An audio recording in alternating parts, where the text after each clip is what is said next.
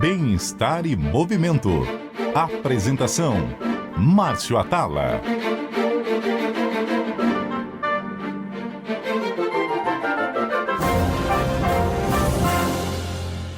Olá a todos, o Bem-estar e Movimento está começando e hoje a gente vai falar sobre ciclismo, um dos esportes que mais cresceu ultimamente, um aumento de 118% dos praticantes. E isso se deu no meio de uma pandemia, onde as pessoas descobriram que também podiam se locomover através da bicicleta. O meu convidado de hoje, ele vai falar não só do ciclismo como meio de transporte, mas mais do que isso, como esporte. E para falar sobre esse assunto, o meu convidado de hoje é um ciclista profissional, Francisco Chamorro, muito mais conhecido como Xaxá. Seja muito bem-vindo. Obrigado, é um prazer estar aqui com vocês e compartilhar um pouco da minha experiência do ciclismo, do bem-estar, da saúde e da longevidade, né? Xaxá ou Chamorro? Como que eu te chamo? Pode me chamar do Chamorro. Chamorro. Então, antes da gente começar a falar dos benefícios do ciclismo, seja como esporte, seja como meio de transporte, eu queria que você me contasse um pouco a sua história com a bicicleta. Como que nasceu essa paixão? Bom, eu, dos 14 anos, que quando estudava, jogava, fazia tudo aqueles tipo de esporte espontaneamente, por natureza, tipo, jogava futebol, era basquete, era handebol, tudo. Deixa eu só te interromper uma coisa. Com esse sotaque, você não é brasileiro, né? Não, eu sou argentino, eu não consigo perder meu. E você estudava aqui ou na Argentina? Argentina, tinha 14 anos. Até que um momento, um amigo meu que estudava comigo falou, vamos correr de bicicleta. E a gente tinha muita competição, tipo, nos bairros, as famílias se organizam, as federações de ciclismo para fazer corrida no bairro, para incentivar as crianças a pedalarem no próprio bairro. Então, a gente fechava 2 quarteirões daqui, fazia a corrida e assim começou toda a minha trajetória com a bicicleta. Aí comecei a deixar de lado o futebol e comecei a focar mais na bicicleta, comecei a trabalhar em loja de bicicleta, estudava e assim começou toda a minha história. E aconteceu tudo muito rápido para mim. Você começou com 14 anos. A Argentina, você foi muito incentivado, existia muito apoio para o esporte ciclismo ou foi uma coisa que você foi correndo atrás, um esforço muito mais pessoal? Incentivo mesmo, porque é bem cultural o ciclismo, o esporte, muitos amigos que pedalavam e já eu assistia a corrida, tinha uma corrida de circuito, de ciclismo mesmo, a 1 quilômetro da minha casa. Então, todo fim de semana eu ia assistir a corrida, porque se juntava tudo, tipo, para um encontro que nem você ir numa praça, encontrar os amigos e assistir a corrida de bicicleta. Dali já saía assistir o jogo de futebol e assim vamos sucessivamente. E quando você começou a entrar nessas competições, você logo teve um desempenho bom ou você foi aquele cara que gostou do esporte e aí, através do esforço, foi se superando e conseguindo um destaque? Não, eu tive um desempenho bom porque meu amigo me descobriu que tinha a mesma idade que eu e ele tinha a família dele era tradicional no ciclismo já. Tinha de nome, da antigo, do seu avô. Então, um dia saímos para treinar, eu com minha bike, ele com a dele era muito melhor, porque o meu foco não era o ciclismo. Fizemos um sprint, eu abri tipo 3, 4 bicicletas dele, Que era muito melhor. que era melhor e ele só fazia isso, não jogava futebol, não fazia handebol, não fazia basquete, nada. Aí ele me chamava de negro. Negro, vos sou velocista, me disse. Vou falar com meu pai que para te trazer para a equipe. Aí ele conversou com o pai. Falou, vem aqui, montaram uma bike para mim, só que montaram uma bike também já me colocaram para trabalhar junto na loja, aí começou tudo. E aí meu pai me deu um incentivo, me deu uma bike, e é um esporte caro o ciclismo, aí eu trabalhava meio período de 8 da manhã a meio-dia na loja desse meu amigo, e de tarde íamos treinar, voltava, era à noite e ia estudar com ele. Entendi. Você sabe que, você falando disso, eu lembro quando eu era moleque, eu sou de Belo Horizonte, e tinha umas corridas de bicicleta, né? No colégio militar, e eu estudava no colégio militar. E eu nunca quis participar, eu sempre tive medo, porque a primeira corrida que eu fui assistir Na hora que a galera saiu, caiu um monte. Aí eu falei, eu estou fora desse esporte. Decidi pelo futebol, me ferrei, machuquei muito mais. Mas realmente isso acaba... quando você tem esse contato com o esporte enquanto jovem, isso acaba motivando, né? Sim, eu gostei porque o que me motivou mais? Ter competições perto de minha casa. Tinha pouco custo, fazia o que eu queria, tinha tudo perto em volta da minha cidade. Era uma cidade universitária, tinha corrida na minha cidade, a 50 quilômetros tinha outra corrida, e eu não precisava era só escolher onde eu queria ir correr, competir e ir com meus amigos, passar um fim de semana legal, e todas as coisas que faz de criança, né? Até que passou 1 ano, 2, comecei a competir no meu primeiro campeonato argentino, saí campeão argentino já de júnior, e aí ciclistas, as equipes já te começam a olhar de outra forma. Saí campeão argentino e já me vinha automaticamente um convite para ir para a Europa. Eu nem esperava isso, né? Aí aceitei, claro, fiquei 2 anos competindo na Europa, pouca experiência, sofri demais, aprendi muito. Você tinha quantos anos? 16? 16 anos. Quantos anos você tem agora, Xaxá? 41. 41. Caramba. E fala uma coisa, como que você veio parar no Brasil? Tinha uns brasileiros que iam para a minha cidade correr e nós tínhamos um alojamento, um apartamento da equipe que eles ficavam lá. E como eu morava na cidade, ficavam com eles. Os brasileiros, eu convidei um dia para jantar em casa, não sei o quê. Falei, ok, para o Brasil? Falei, quero. Mas eu falei, você tem que falar com a minha equipe lá na Europa, porque eu estava de férias no verão, né, daqui de Sudamérica. Estava de férias, a ver se eles autorizam. Não, vamos. Aí vim para Santos, corri uma prova tradicional que se chama Torneio de Verão. E eu já tinha passado meu primeiro ano no Sub-23 e aí eu decidi correr na elite. Fui muito bem, fiquei em quarto em algumas etapas, fiquei em quinto, acho que na geral. E o técnico nessa época da Caloi, que era a equipe mais forte e profissional que tinha aqui no Brasil, ele falou, quer vir correr com a gente? Você é um menino novo, a gente precisa de um menino novo que nem você. E que seja velocista, porque temos pouco velocista, então a gente precisa fazer uma construção de velocistas. E vimos que você tem potencial. Eu falei, conversei, fechei os números com eles, os números fechavam para mim, aí eu falei, vou ficar uma temporada aqui, para ver o que acontece. Falei com meu pai no Brasil, falei, se você está bem ali, está mais perto de casa, falei, fica ali 1 ano, testa. Só que daí fui ficando, fiquei até hoje. Pô, e o ciclismo, ele é um esporte que ele cresceu muito, né? Eu lembro... Eu fiz um programa aqui no Brasil chamado Medida Certa, né? E eu lembro que na primeira temporada eu levei uma das participantes para subir o Cristo de bicicleta.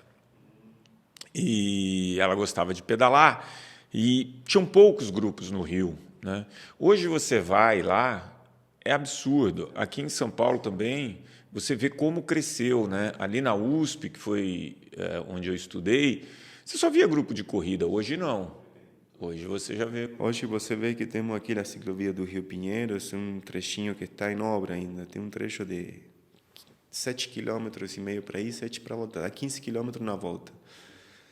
Terça, quarta e quinta, de 5 da manhã a 9 da manhã, rodam entre 600 a 1.200 ciclistas nesse trechinho. Fora as que estão espalhadas na USP. Tiraram os quebra-molas da pista? Tiraram, porque dava muito acidente. Pô, pelo amor de Deus. Eu também, numa das edições do Medida Certa, eu levei o Ronaldo Fenômeno para pedalar. Me lembro, acho que eu assisti. E a gente falava, mas tem quebra-mola aqui. E isso atrapalhava na velocidade, né? Porque... Imagina que uma bike atinge, dependendo do clima, o vento que está na ciclovia, que é um trecho que venta muito, às vezes pega um vento nas costas, a galera anda entre 50 e 55 km por hora. Agora é perigoso mesmo. O nosso cérebro é uma coisa danada, né? Você é argentino, e aí você falou de vento. Aí eu lembrei uma coisa que aconteceu comigo, cara. Em talvez 2016 ou 2017, era aniversário de casamento dos meus pais, tal, e a gente foi... era em Alagoas, numa cidade ali litorânea, E a gente ficou lá, toda a família, para comemorar. E aí eu gosto muito de esporte e tal, acordei de manhã e tinha o lance de pegar a bike lá do hotel e sair pedalando. E tinha um argentino que ficava ali comandando as bikes. E aí a gente sempre fica com o pé atrás em relação ao argentino, com medo dele dar uma sacaneada na gente. E aí eu fui pegar a bike e ele falou assim, você vai pedalar? Eu falei, vou. Ele falou, cuidado com o vento. Aí eu falei, meu, esse cara tá de sacanagem comigo. E aí eu fui pedalando, pedalei meia hora, 35 minutos, cara, tava sobrando. Rapaz, para voltar, eu pedalava e não saía do lugar. Não saía do lugar, eu falava, meu Deus do céu, e eu só lembrava do argentino falando para mim, cuidado com o vento. Ficava o diabinho aqui, né? Cara, eu cheguei assim, juro, eu não lembro de ter feito nenhuma outra atividade na minha vida que quando eu terminei minha perna estava tão hipertrofiada. O ciclismo é um dos esportes mais duros, mais sofridos do mundo. Então é um esporte que te ajuda em todos os tipos de forma tipo de trabalho, física, mental, psicológica, porque a partir do momento que você começa a sofrer em cima da bicicleta, você começa a ter outra leitura, tanto como da vida, da família, do trabalho, tudo. Tem que sofrer? Sofrendo que você começa a ver a leitura, né? Começa a ter a leitura das coisas, porque você começa a entender como que eu posso livrar o sofrimento, como que eu posso fazer para estar em uma intensidade de uma limiar abaixo do sofrimento. Você começa a ver essas coisas. Eu gosto muito do ciclismo, da bicicleta, em relação à atividade física, à qualidade de vida, por várias questões. Uma delas é que ela não causa impacto nas articulações. Hoje a gente tem uma população no Brasil, entre obeso e sobrepeso, de mais de 60%. Você tem mais de 70% da população sedentária. Então, você começar pedalando, ele é mais confortável, porque você não machuca tanto as articulações, né? Você vai fortalecendo a musculatura da perna, você ganha massa muscular, principalmente em membros inferiores. É isso mesmo? Sim, e as pessoas que estão começando a pedalar assim, ou querem começar, seria legal começando olhando um movimento e deixar depois para ter uma leitura do corpo. Gostei. Como assim? Você diz da técnica? Sim. Primeira coisa que você tem que olhar, quando você vai pedalar, você tem que olhar para o movimento, estar abaixo do que eu te falei, da limiar, do sofrimento. Depois você vai ter uma leitura do teu corpo e falar, puta, estou sofrendo demais, vou abaixar um pouco a intensidade. Começa a encaixar assim tua... Respiração. Tudo. Você começa a encaixar tudo. Você começa a entender do teu corpo, da tua respiração, da tua capacidade.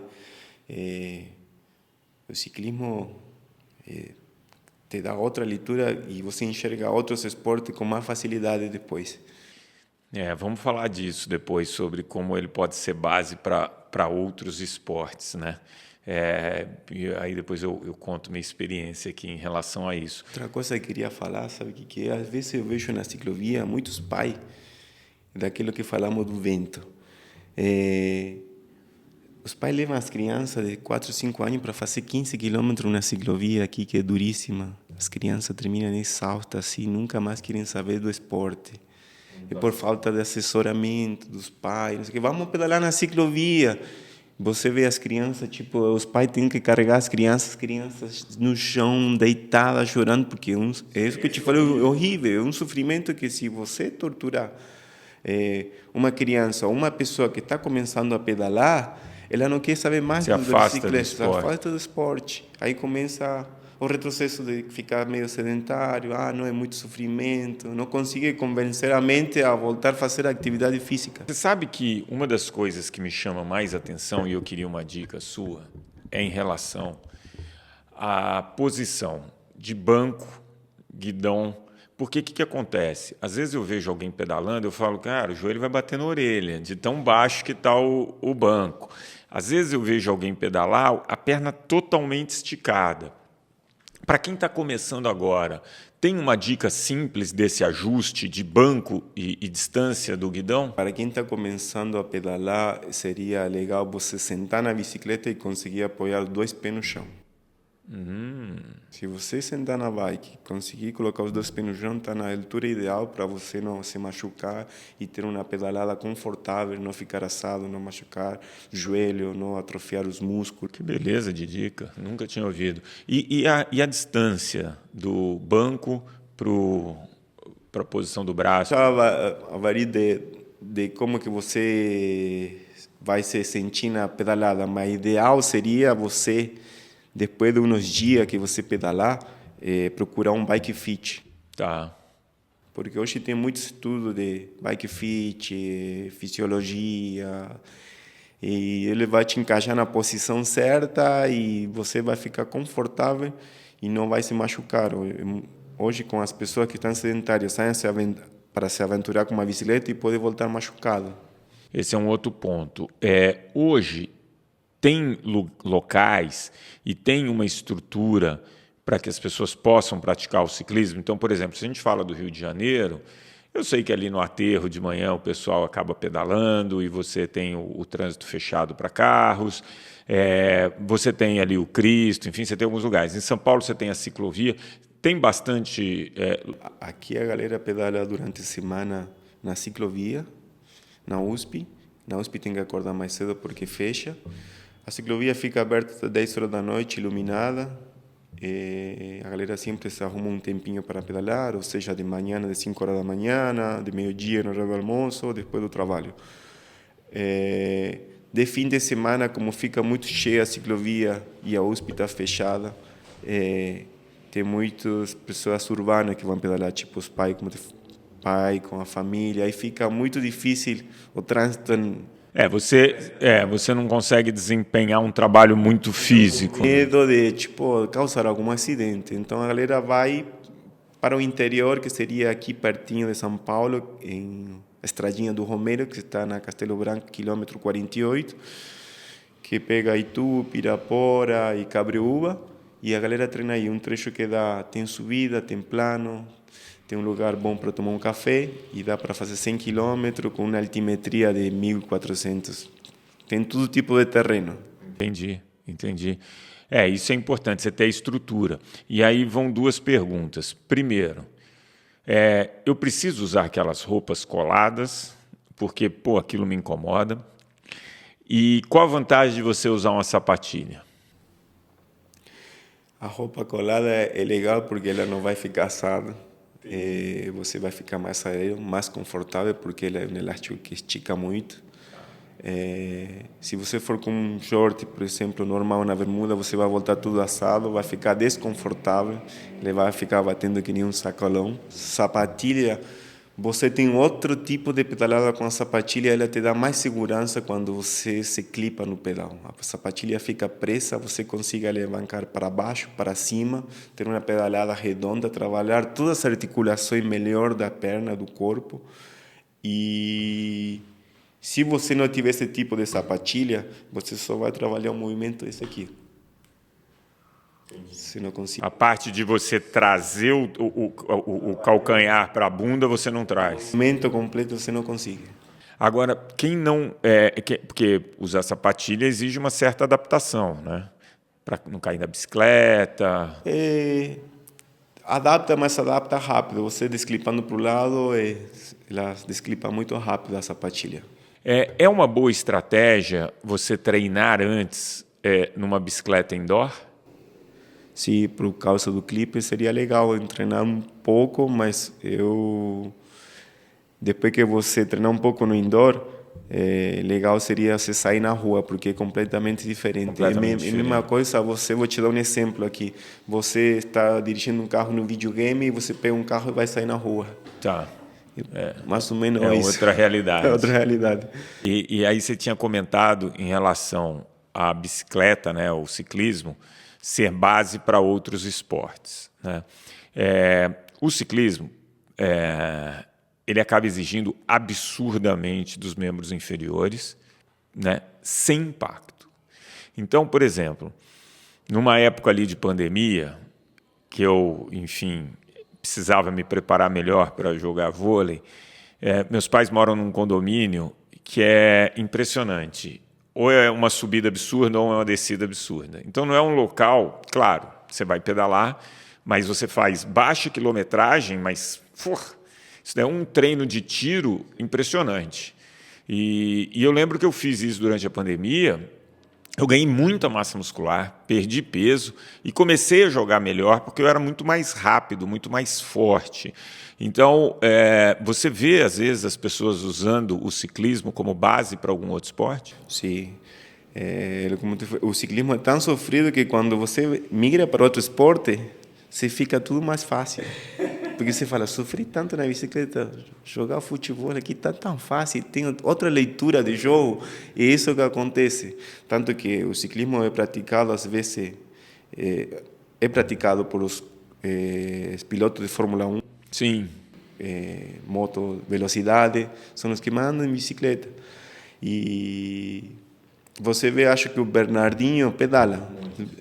Ele colocou a seleção brasileira para pedalar, para ele ter essa leitura do sofrimento, que não há esporte mais duro que o ciclismo. Aí os atletas entenderam que conseguem se desempenhar melhor no jogo e ter outra leitura do jogo. Entendi. Se tivesse que dar aí algumas dicas para quem está começando, quais seria? Que tipo de bicicleta escolher? Por onde começar? Começar primeiro, se você tiver uma bicicleta em casa, leva na loja, arruma e pedala para ver se você vai gostar do ciclismo. Se você gostou, melhora essa bicicleta, compra uma bicicleta barata, do que cabe dentro de tua condição, para ver se você vai dar continuidade. Não adianta, porque tem muita gente com condições que vai lá, compra uma bicicleta caríssima, que tem bicicleta que custa o valor de um carro, e pedala uma semana e fala, não quero mais saber de bicicleta. Então, começa olhando no que você tem em casa, no que você fala, estou gostando, vou fazer um pouco mais de investimento. E quando você menos esperar, você está pedalando todo dia, habitualmente, vira um hábito, e você está com um equipamento bom. Entrar num grupo de ciclismo para ter uma orientação inicial e também para ter um grupo para ser mais motivante é uma boa estratégia? Sim, mas primeira coisa, você deveria procurar uma assessoria para eles te assessorar um pouco como se comportar dentro de um pelotão, nos treinamentos, para você ter ideia, porque não é todo mundo que talvez tenha a mesma experiência, tem outros que são mais avançados, muito avançados, que andam mais rápido, então se você vai mudando de fase, você está no pelotão 1, depois vai para o 2, depois para o 3, mas é uma boa estratégia para aprender, né, primeiramente. Porque quem está começando só sabe pedalar. Quando você coloca no grupo, começa a entrar em pânico, pode causar um acidente. Você sabe que eu lembro que eu fui gravar um documentário em Copenhague, e lá todo mundo anda de bicicleta. Aliás, eu quero entrar nesse assunto aqui. E eu atrapalhei o trânsito, justamente por isso que você está falando. Eles já sabem como se comportar ali. Eu estava totalmente perdido. E aí eu vi as senhorinhas de 80, 85 anos passando por mim numa velocidade absurda e reclamando ali, porque eu estava perdido, eu estava inseguro, eu não sabia se ia para lá, se ia para cá. Então, essa coisa de você aprender a se comportar é importante. Importante, comportamento é tudo. Agora, você é um ciclista profissional, você também usa a bicicleta como meio de transporte? Isso, ando de bicicleta em São Paulo. Aqui em São Paulo, tem na ciclovia aqui na Berrini, na Praça Pan-Americana, tem um pouco. E as pessoas começaram a usar mais esse meio de transporte. É mais usado no domingo, no fim de semana, que é fechado. Aqui em São Paulo temos, acho que, se não me engano, 300 quilômetros de ciclovia. E você acha que as pessoas estão mais educadas para lidar com o ciclista que usa a bicicleta como meio de transporte? Quer dizer, as pessoas respeitam a pessoa que está andando de bicicleta como meio de transporte, os carros? Ainda não respeita, mas está criando um hábito cultural de que a bicicleta é uma evolução, que logo o trânsito vai ter que compartilhar o espaço com a bicicleta, que já é compartilhado no mundo inteiro, só aqui, né, que ainda Eu conversei com o prefeito de Copenhague quando eu estive lá e eu busquei aqui algumas informações que ele passou no documentário, né? Então ele falou que o planejamento urbano de Copenhague demorou muitos e muitos anos, né? E lá é muito eficiente, né? Esse deslocamento de bicicleta e a pé. E que nos últimos 10 anos eles investiram 134 milhões de euros na infraestrutura para as pessoas pedalarem, né? E aí tem algumas coisas que me chamam a atenção. Lá tem 650 mil bicicletas para 520 mil habitantes. Quer dizer, tem mais bicicleta do que habitante. E tem uma coisa que para mim foi impressionante, que é, para cada quilômetro pedalado, né, a sociedade lucra 0,23 centavos de dólar em saúde. Fantástico, que tinha que aplicá-lo aqui no Brasil, né? Tinha que começar por as empresas incentivando seus funcionários a ir pedalar para o trabalho e montar uma estrutura na empresa para eles poderem tomar banho, todas essas coisas. Esse é o ponto, né? Porque, por exemplo, se eu vou trabalhar em algum local, chego lá, lógico que eu vou transpirar, né? Eu estou produzindo energia, eu vou transpirar. Aí eu chego lá, eu não tenho um local para tomar banho, para me trocar, para trabalhar confortavelmente, eu acabo não usando a bicicleta. E o ganho de saúde é para a pessoa que está pedalando, é para o meio ambiente e para o bolso. E para o bolso, quer dizer, você tem um ganha-ganha. E isso que você falou é muito interessante, né? Que você que pedala, você começa a perceber de quem não pedala uma consciência e um respeito maior ao ciclista, né? Quando a partir do momento essa pessoa que está no trânsito começa a pedalar e a entender a bicicleta, as pessoas vão mudando aos poucos, mas precisa desse incentivo, talvez até do governo, né, para começar a educar as pessoas do trânsito e as empresas a essas pessoas irem trabalhar de bicicleta, fazer um teste, começar fazendo um teste. Você sabe que eu sou eu vou dizer assim, um analfabeto em relação a essas regras e boas condutas do ciclismo. Por que eu te falo isso? Porque lá em Copenhague, de novo, nas escolas, todas, com 6 anos de idade, as crianças tiram uma carteira de motorista de ciclista. Porque, por exemplo, eu fui aprender há pouco tempo se eu devo pedalar na direção do fluxo do carro ou contra o fluxo do carro. Então, são várias coisas que a gente que não tem a cultura não sabe como se comportar e, às vezes, a gente acaba causando um acidente. Lo ideal e o que é certo, que está na lei do trânsito, é o ciclista pedalar no fluxo do trânsito. Tipo, na Holanda, por exemplo, você tem que andar tudo regulamentado. Tem que andar com luz, com equipamento de barro atrás, porque se você não andar com luz na bicicleta ou não tiver o chaleco que usam aqui nas estradas, verde de sinal, eles te multam, te param e te dão uma multa de 100 euros. Agora, também numa dessas entrevistas que eu fiz, eles trouxeram um estudo, porque eu vi lá que em Copenhague, eles não pedalavam no dia a dia com capacete. E aí me chamou muita atenção. E eles falaram que tem um estudo que mostrava que quando o motorista vê o ciclista mais protegido, ele tende a ficar próximo do ciclista. Mas aqui no Brasil tem alguma lei que obriga você a usar o capacete no dia a dia, sim? Não tem. Não tem. Solamente para as atletas da Confederação Brasileira, porque a gente é registrado. Então, para o seguro da Confederação cumprir os requisitos, você tem que andar com capacete, luva, essas coisas. Mas não a Urbano não tem essa lei, que seria legal que criasse essa lei para a galera que pedala ou vai que no trabalho, andar em condições e começar a virar uma lei de trânsito, porque quem não estiver apto com equipamento adequado, começar a levar multa, que nem acontecer em outros países. Agora, o Brasil teve uma Olimpíada aqui, né? E aí você tem vários pontos em relação a isso. Primeiro, que as pessoas acabam conhecendo o esporte, e isso é legal, porque não é cultural do Brasil igual é o futebol, o vôlei, né, o basquete e tal. Então, as pessoas começaram a ver. Ao mesmo tempo, algumas estruturas que foram feitas para os jogos parece que já foram... Não foi aproveitado nada. Não foram aproveitadas, né? É isso? Isso mesmo.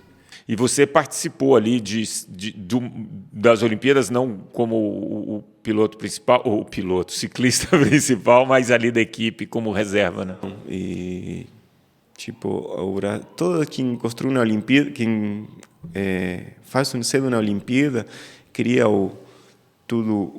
a vila olímpica, a estrutura do velódromo, da piscina, tudo, e nada foi aproveitado. Em outros países, tipo na Europa, é muito aproveitado, porque se gastou muito dinheiro para isso. E não tem, vamos começar que não tem competições, por isso que acho que não é aproveitado. Então as pessoas, os ciclistas, por exemplo, perdem o interesse de treinar no velódromo, de ir para o Rio de Janeiro para treinar, né? Ou tanto como na piscina, na pista de mountain bike. Eu vou te contar uma história. Eu estudei na USP e tem um velódromo na USP. E esse velódromo, quando eu entrei, falei, pô, um velódromo, ele foi construído para os Jogos Pan-Americanos, ali na década de 60 e tal. Quando eu entrei no velódromo, amigo, não tem condição de você pedalar ali, porque estava destruído. Qual a condição desse velódromo hoje? Hoje deve ter planta lá, mas que triste, hein? É um espaço que poderia, que aqui, como cresceu muito o ciclismo no Brasil, praticamente, principalmente aqui em São Paulo, seria legal que ativasse o velódromo da USP, porque pode ser usado tanto como para outros esportes, futebol de salão, de basquete, o espaço que fica centro de pista no velódromo, e ter uma competição. Poderiam fazer um campeonato brasileiro, um campeonato paulista, incentivar as pessoas a assistir provas de velódromo, porque são provas de entretenimento como a natação, são provas curtas, rápidas, explosivas. E eu lembro que no velódromo tem uma bela arquibancada, que nem você falou, tem um espaço no centro que é uma quadra, e estava abandonado, imagino que agora, muitos anos depois de eu ter saído de lá, continua abandonado e até pior, né? Bueno, no velódromo do Rio, acho que não sei quanto custou, acho que custou uns 38 milhões de dólares, acho que para construir o velódromo do Rio para as Olimpíadas. Que mantém ativo o velódromo são os ciclistas que se juntam para ir lá treinar, convidam outras modalidades para ir no centro de pista, lutadores de jiu-jitsu, de judô, para ocupar o espaço para não ser abandonado. Olha, Xaxá, vou te falar uma coisa. Um papo com você inspirador. Eu, que estou voltando aqui de uma cirurgia de joelho, foi recomendado pelo meu médico, sabe o quê? Ciclismo, bicicleta. E aí, conversando com você, eu já estou inspirado aqui para começar. Então, queria que você desse 3 dicas para quem está nos ouvindo e para mim, para começar agora a pedalar. Primeira coisa, você tem que começar pelo sonho. Como que você está dormindo? Boa. Porque muita gente começa com ansiedade. E às vezes a ansiedade te leva a cometer alguns erros. Então, você pensa, como que você vai dormir bem, acordei legal, vou pedalar. Quando você está pedalando, você vai começar a sofrer, porque é o teu primeiro pedal, você vai se sentir ofegante. Então, começa ali o teu movimento, fala, vou diminuir um ponto para eu ter um prazer saudável, tem que ser saudável o que você vai fazer. E depois, passo a passo, vai aumentando.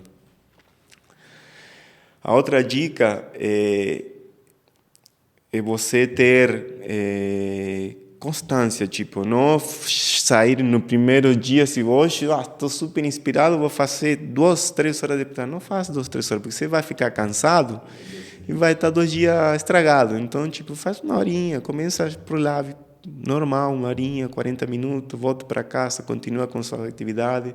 No outro dia, se tiver vontade, vai de novo. É melhor a regularidade. A regularidade que a quantidade num tipo de treino só. E a terceira dica é, tipo, alimentação, respiração. Alimentação e tudo. Boa, boa. Fechado. Anotei essas 3 dicas, vou começar e você vai ver que a gente vai voltar a falar e eu vou te surpreender aqui com um bom desempenho no pedal. O corpo te surpreende. O corpo vai surpreender. Eu sou levinho, devo ter uma vantagem, né? Sim. Boa. Você tem quantos anos? Porra, aí vou falar em público, 52. Não, tá novo pra caramba, parece que tem 40. Né? Eu engano bem, eu sou bem conservado, mas eu vou te falar, esporte desde sempre, todo dia. Mesmo no meu pós-operatório, eu sempre dei um jeito de fazer alguma atividade física. Eu amo o movimento, eu vivo o movimento. Você que está que vai começar a pedalar, é muito importante. Não sei se você pedala com taco, vai pedalar de tênis. Eu ia começar de tênis, mas a gente tem uma amiga em comum, a Joana, e ela fala que eu tenho que colocar uma sapatilha. Coloca uma sapatilha, assim é legal, porque o que acontece? Eu vou te explicar por quê. Você começando de tênis, você tem um pedal aqui, que tem tantos centímetros daqui a aqui. Tem bom porque tem 15 centímetros. Você com o tênis, você apoia com um joelho aqui e o outro aqui. Aí daqui você virou na esquina, o joelho está aqui e o outro aqui. Então você vai poder machucar ele novamente. Então com a sapatilha, ele vai travar e vai ficar no diâmetro certo. Gostei. Entendeu? Gostei. E eu vou começar pela indoor para pegar uma certa familiaridade com a sapatilha e depois me segura. Fechar. Sim, boa.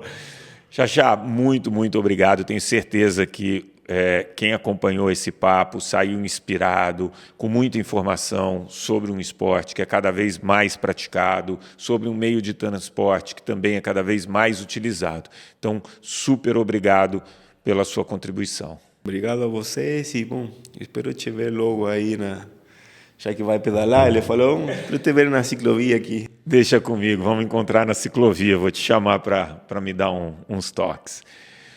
O programa de hoje vai ficando por aqui, tenho certeza que você gostou desse papo.